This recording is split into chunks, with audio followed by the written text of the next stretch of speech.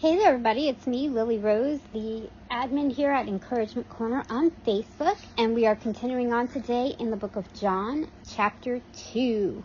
We're going to read about the first miracle, public miracle, that Jesus performs today, and some other interesting details in this wonderful chapter.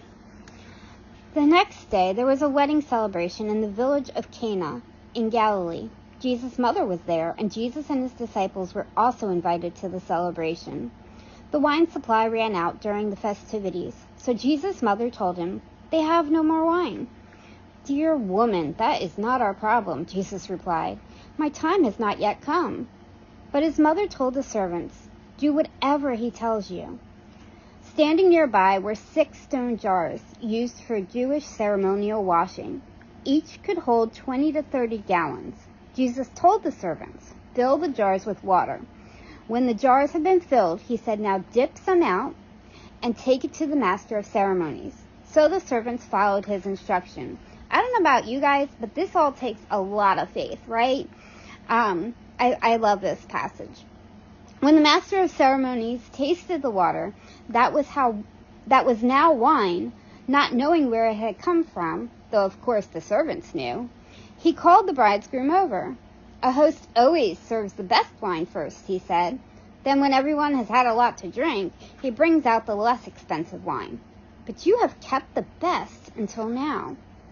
This miraculous sign at Cana in Galilee was the first time Jesus revealed his glory, and his disciples believed in him. After the wedding, he went to Capernaum for a few days with his mother, his brothers, and his disciples.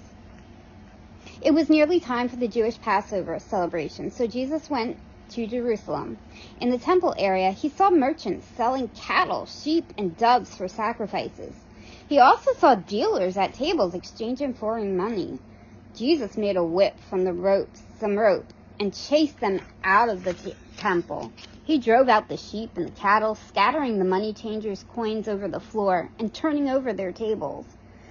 Then going over to the people who sold doves, he told them, "Get these things out of here. Stop turning my Father's house into a marketplace." Then his disciples remembered this prophecy from Scripture. "Passion for God's house will consume me." But the Jewish leaders demanded, "What are you doing? If God gave you authority to do this, show us a miraculous sign to prove it."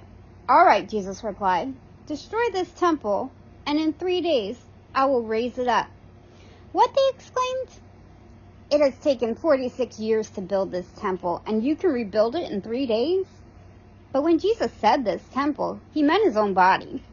After he was raised from the dead, his disciples remembered he had said this, and they believed both the Scripture and what Jesus had said. Because of the miraculous signs Jesus did in Jerusalem at the Passover celebration, many began to trust in him. But Jesus didn't trust them because he knew all about people. No one needed to tell him about the human nature, for he knew what was in each person's heart. I love this because it shows his passion for the things of his Father, and he does not approve of corruption and chaos in his house. And we are his house and his temple now, right? So it kind of makes me think about how he cleans house in us as well as in the church. I love you guys. Bye.